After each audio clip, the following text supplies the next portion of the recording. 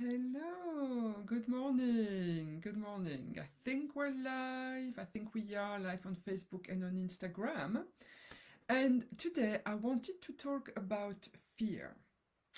Because fear is a really funny thing. Let me have a look. There's something, a weird message here from Facebook. Okay, I think we're good. Right. So, fear.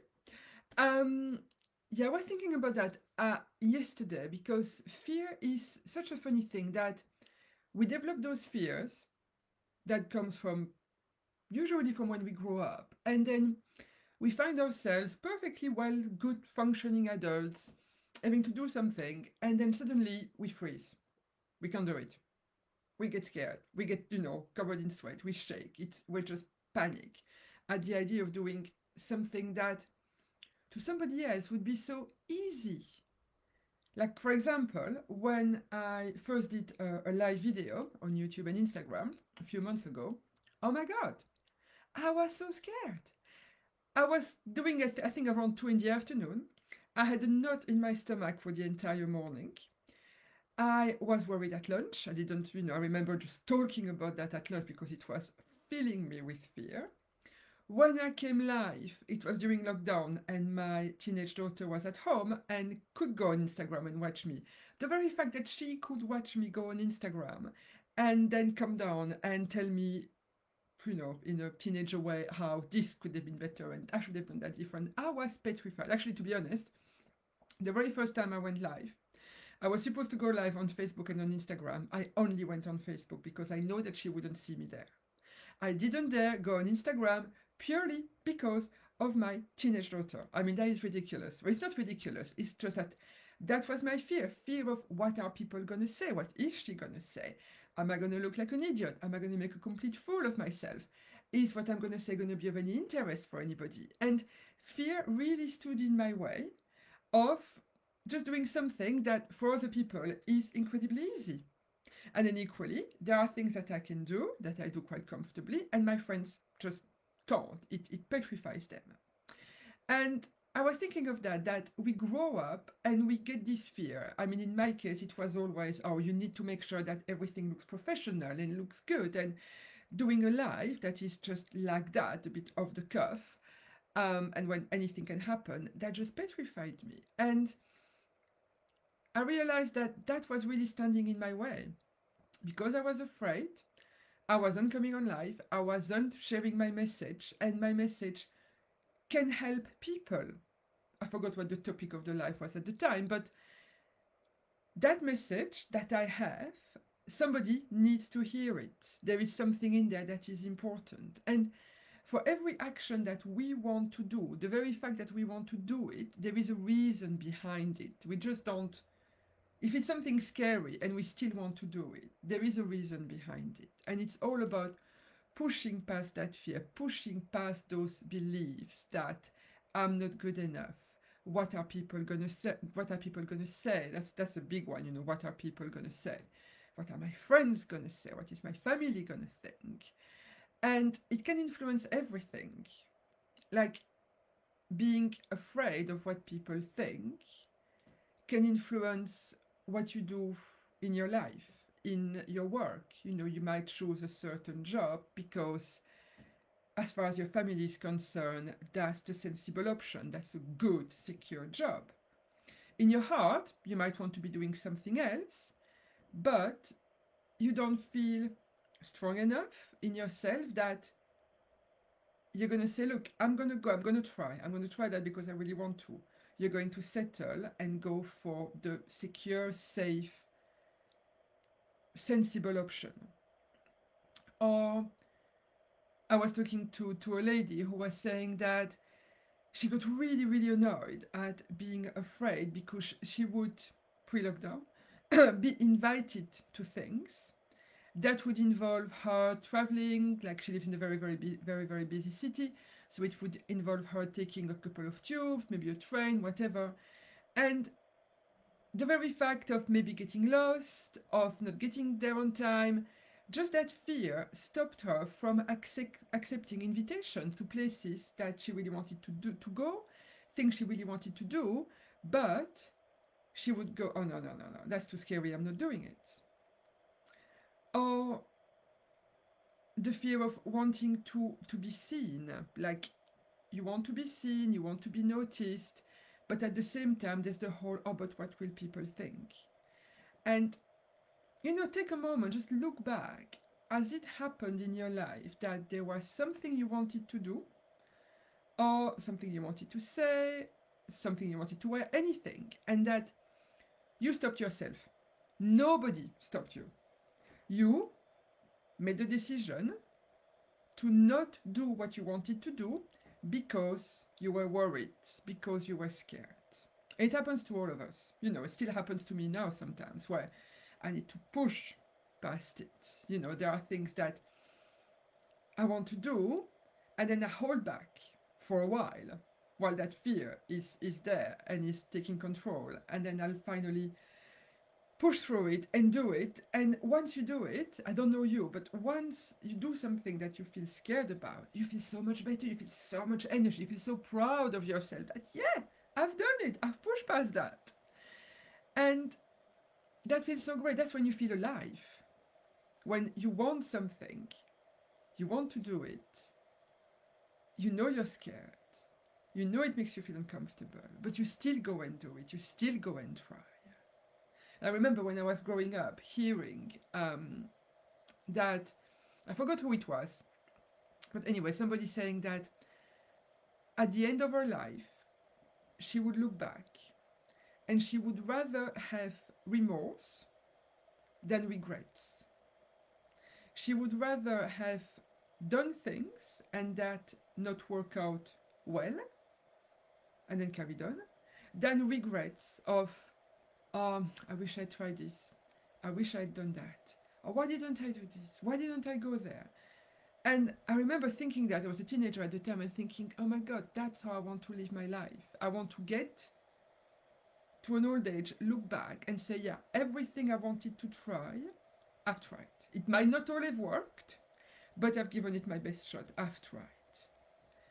And I see my daughter now, and she's the same. She's 13 and she's got dreams and she wants to try.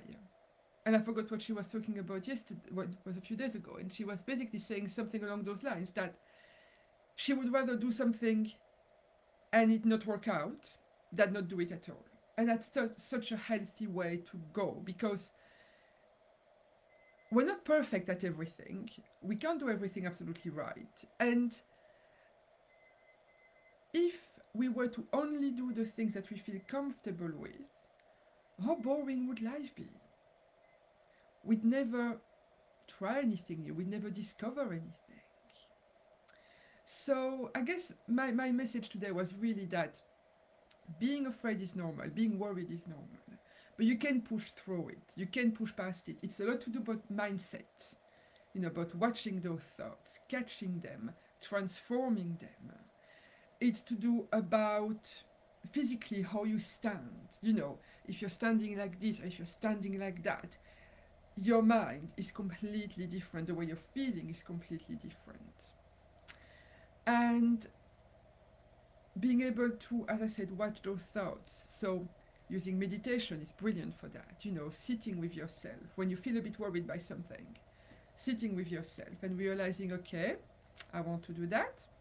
I'm scared. Why? Where does that come from?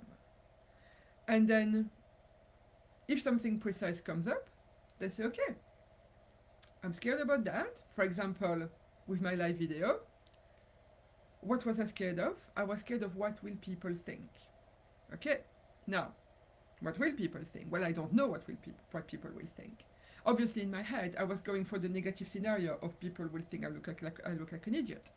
And that's what was scaring me. But of course, well, you never know. It's what goes in people's heads. So you can, by taking the time to pause, to sit with it, you can reprogram the way you're thinking. And then there's also very practical ways of very practical things you can do. I was reading a book about mudras last week, and mudras are hand gesture.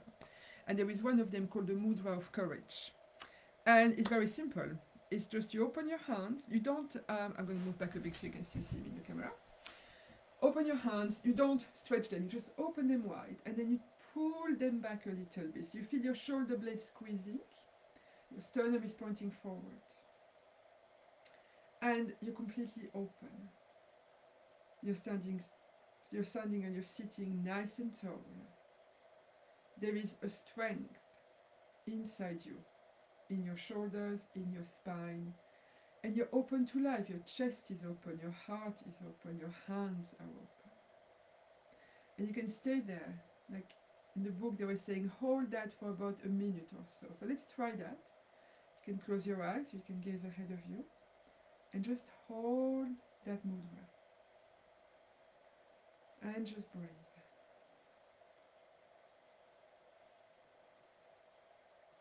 And feel how your abdomen, your chest expand as you breathe in, and relax as you breathe out. And as you breathe in, you can affirm to yourself, I am strong and courageous.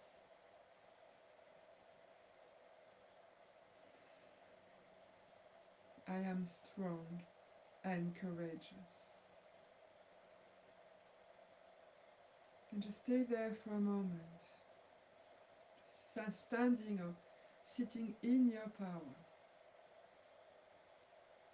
knowing that whatever it is that you want to do, you can do it. You've got it. You've got this. You can do it.